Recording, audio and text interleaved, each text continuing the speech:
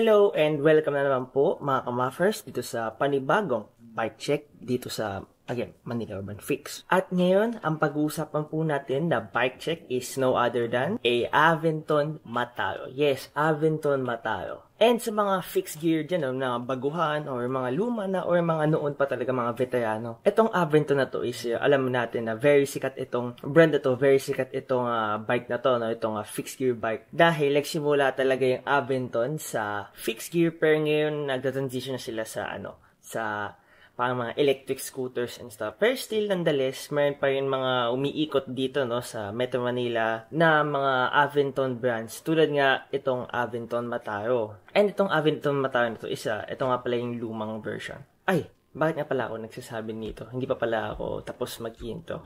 Ako nga pala po si Admin Allen, and I create fixed gear vlogs, reviews, contents about fixed gear or cycling. So kung gusto nyo pa ng mga ganitong klaseng content, kindly consider po na mag-subscribe sa Manila Urban Fix. And also, thank you kay Judah sa pag-bike check ng kanyang bike. Sobrang solid ng iyong bike, Judah. I really like it. So without further ado, let's start. So again, yung pinakauna natin is no other than the frame set, no? The frame set.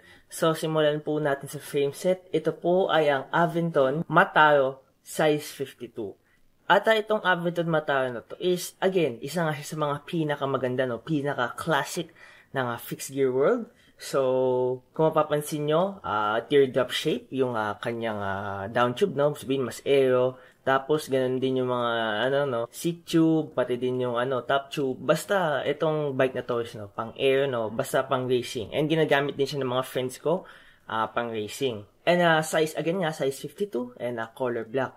And paired up with a Rookies Alucarb fork, 6.5 inches steer tube. Itong Rookies Alucarb na to, isa yan sa mga magandang fork. At sa sobrang ganda niyang fork, parang lang yan, collector's edition na dahil wala na ata nagbebenta ng brand new na Rookies Alucarb fork. Kung meron man, konting-konti. So again, itong frame set niya is really good, really solid. Stealthy, tignan, no? Stealthy dahil color black, no? Kaya very solid talaga siya. So, frame set, very good. Sunod naman po tayo dun sa sinusunod ko, which is yun nga po ay ang crankset. So, sa crankset naman po, ang cranks niya is a gray outboard cranks, no? 48 tooth. Again, outboard siya, no? Ibig sabihin, mas maganda yung power transfer dahil, again, oversized yung kanyang spindle, which is a outboard. And, again, hindi pa ako nakakarinig itong gray outboard na to, or hindi pa pala ako rather na nakakita ng gray outboard in personal, pero sa kanya yan, meron siyang gray outboard and solid naman daw, solid, and naka GXP bottom bracket nga pala siya. And also yung chain niya is a KMC Z-chain. Kung mapapansin nyo, itong KMC na to, solid talaga itong KMC na to. So really good choice itong mga pinili ni Judah na components para sa kanyang fixed gear. Again, another solid part ng kanyang build. And also, ba't sinabi ko solid yung KMC? Yung kadena ng bike ko, KMC din yan. 2 years in counting. Buhay pa rin. Solid talaga KMC. And also yung pedal niya is a Shimano M520. So, sunod naman po tayo dun sa wheelset. Yan, no? So, dun naman po tayo sa kanyang wheelset. At ang wheelset niya is a Rimpok na classic na wheelset, no? So, itong Rimpok na to, nakatry na ako ng Rimpok na ganito, no? Itong classic dun sa friend ko na si Miko, dati pa rin 2016-17 pa rin, so very old times. So yung tinatry ko to, very aero siya, no? Very aero dahil again, deep rims and also 20-24 inch spokes niya. Tapos yung kulay niya is a silver, so classic look, no? Kaya matchy-matchy, no? Bagay na bagay dito sa bike ni Judah. Tapos yung gulong naman niya is a Thick Slick, no? Thick Slick 25C. Na tires from the front and rear din, 25C din. So overall, itong wheelset na to is, again, very good siya dahil very aero, very stiff. And also, pwede siya color black and pwede din siya color silver. So depende sa build na gusto nyo.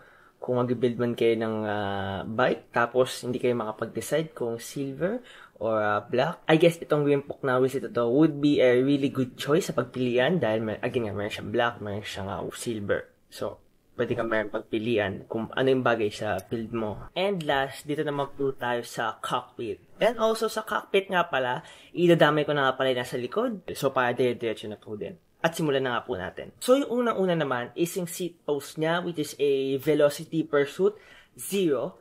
Setback, seat post 27.2 millimeters na seat post.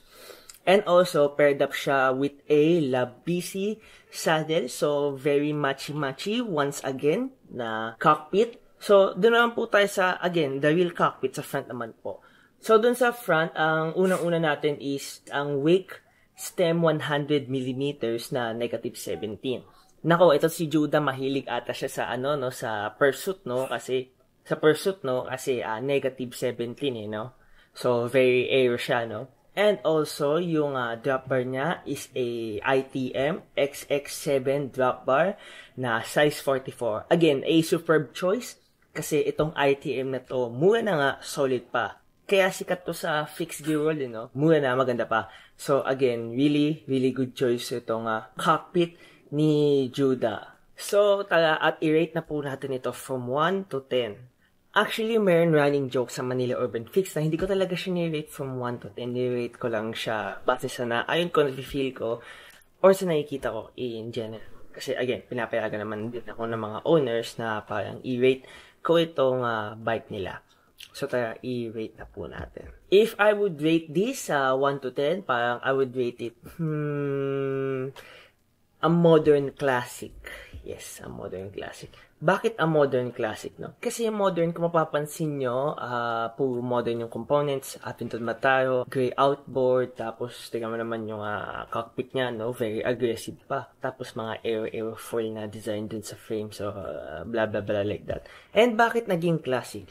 Kasi, ganyan din yung build ng friend ko dati. Yung si Miko nga, nag-classic build siya. Tapos, black din yung frame, then silver yung wheelset, katulad nga ng wheelset niya. So again, itong bike na to, para sa akin, is a modern classic look because it has the modern, which is yung frame, outboard, cockpit. Then, it has the classic look ng wheelset, no? Dahil, again, it is a silver na wheelset. So, para sa akin, nagko-compensate siya na being a modern bike and as well as classic bike. Parang yung build ng friend ko nga. Again, a modern classic bike. And sa mga specs na to, racing machine siya, of course. So, as usual mga kamappers, ride breakers, ride safe at the daan. Huwag lalapit sa truck and bus. And of course, mag-ingat po kayo sa daan, no? And wear mask dahil may pandemic pa rin. So, salamat guys sa panonood. See ya sa mga other videos and other bike check videos. Hanggang sa muli. Peace!